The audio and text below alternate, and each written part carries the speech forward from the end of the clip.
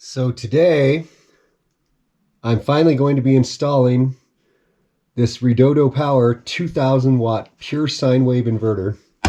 And these are the cables that come with it. Oh.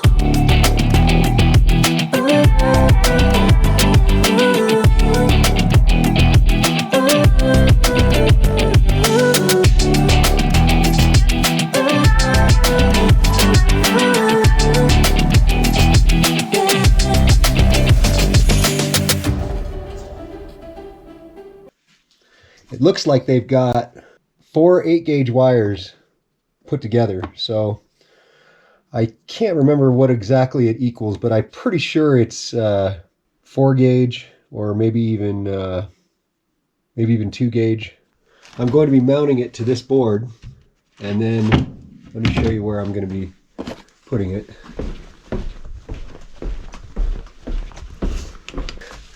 So the spot where I'm going to install it is going to be under here. This is in the shipping container. It's been a long time coming, 4 years till I've got my own separate power system for the shipping container. Okay, so I've taken the 2000 watt pure sine wave inverter and I've mounted it to this board ahead of time, and then I'm just going to zip screws through the board in the 4 corners to the piece of wood that I'm mounting it to. And I'm going to go ahead and put the battery cables on now, while it's easier to do than it is where the space I have to do it. So let me show you what that's going to look like here real quick. We get the camera set up here to catch all this action. All right, turn this around.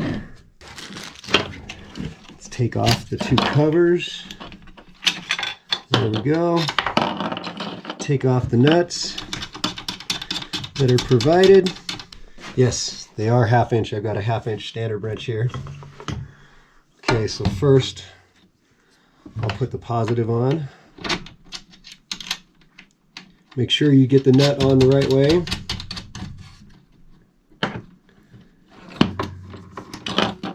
And I'm going to make them both come straight out the back.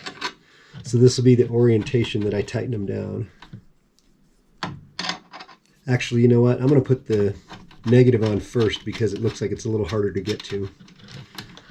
Sometimes you got to think about these things carefully so you don't get in the way of yourself when you're trying to work. Okay, so here we go. Let's get the negative put on.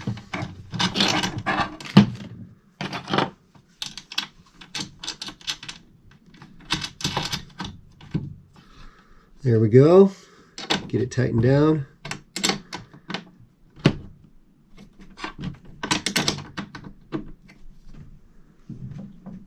And there we go. The lug is nice and tight. Let me get the positive on there.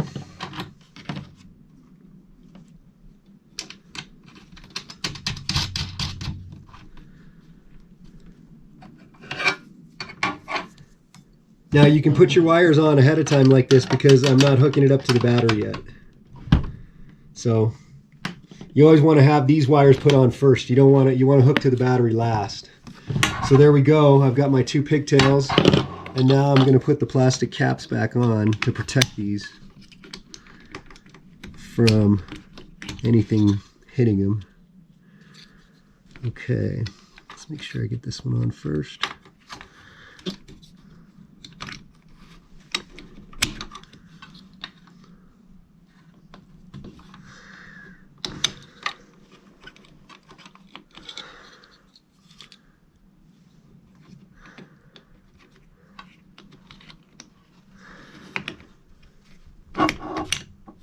There we go.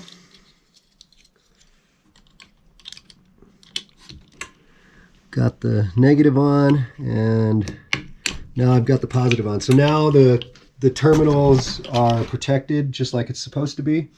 And now let's go mount this down where it's going to go. So I'm going to go ahead and I'm going to put my screws in the wood first, so that I don't have to hold them. They're already going to be held in the piece of wood that I have this mounted to. So let me do that real quick. All right, now Now it's time to shoot some screws in here real quick.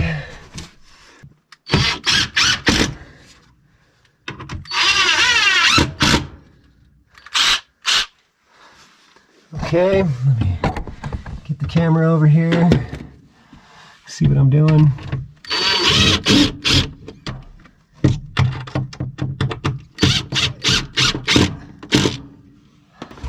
There we go.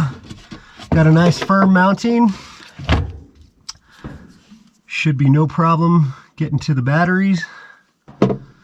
So now you can see that I've got the inverter mounted up here, and I've got the 2 wires ready to go to the batteries, which are going to go right here. So this is going to work out really well. Yeah, I should have no problem getting to the terminals on the batteries, which are going to be up against the wall. I'll probably move this box. Okay, now it's time to hook up the inverter. So you can see that I've got my battery terminals here and I've got my battery installed. I have it hooked up to a charge controller and it says we've got 12.9 volts. So now that we can hook up the inverter and we can turn the inverter on. So let's get these 2 battery connections here. Let's get these 2 battery connections loosened up and get this inverter hooked up. So you always want to hook up the positive first and the negative second. And the reason why is because when you hook up the negative, it completes the circuit. So when you hook up the positive without the negative, there won't be any power draw until you put the negative on. So we're going to do it the right way. Okay, so I'm going to put first the positive on, right like that. I'm going to put the 2 washers back on and the nut, and then I'm going to tighten this all down.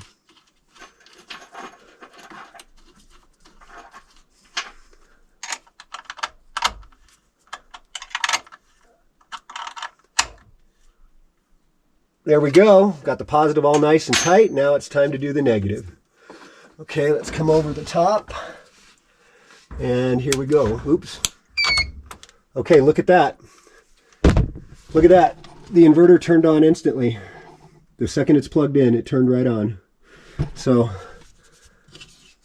let's see, there's no power switch in the back. So it looks like when you plug this unit in, it's turned on. Let's see if it turns off. Yep, turns off. So the power switch was already on. I didn't know that it was on. I kind of would have had no way of knowing until I hooked it up. So normally I leave things turned off until I'm finished hooking them up. So let's get this negative tightened down. That's why you saw the spark, is because the power was on and I didn't know. It looks like they shipped it with the power switch turned on. So I guess I probably should have checked it, but I just always assume that those things are turned off. Doesn't make any sense to me to ship it with the power turned on. So, okay, we've got our connections firmly tightened down. Let's go ahead and turn the unit on. There we go. It says, so check this out. It says we're drawing nothing. It says we've got 12.7 volts and we're making 110 volts. So we've got 12.7 is what we're drawing down to.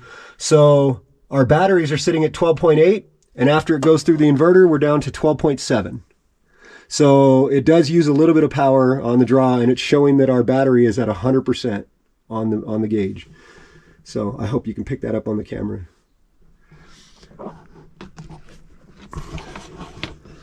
Okay, so next thing is to hook something up and give it a test. Okay, so the inverter's working really well.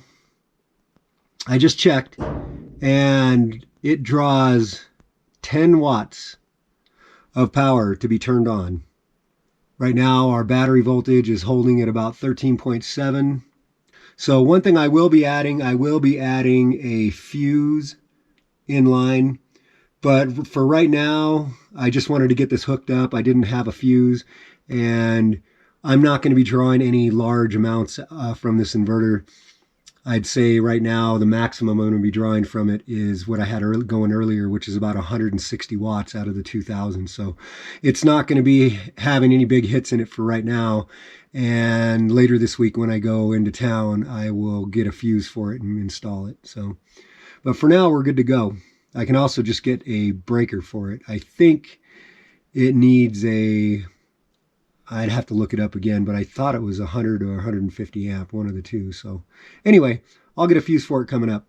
And right now I've got 75 watt light bulbs going.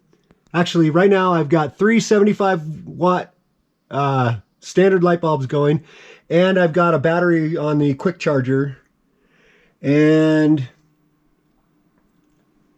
we're drawing 157 watts running all that. And you can hear the inverter. It's very quiet. And right now we're only using 157 watts out of our available 2,000. Today this took me about 4 hours to set up the entire thing from start to finish. That included making the solar array outside, building a solar array. So as you can see, people, this won't take you, it's not that hard to do, and it won't take you very long to get this whole thing set up. If you buy these products from Redodo Power, you're getting a good deal, and from what I can tell, you're getting a good solid quality product.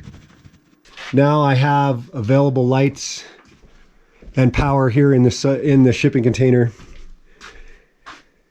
and I've got a 15 amp outlet set up, and I can power quite a few different things in here. So check out Redodo Power. There'll be a discount code and a link in the description of this video. Thanks for watching, thanks for subscribing, and I'll be back again with more videos. See ya.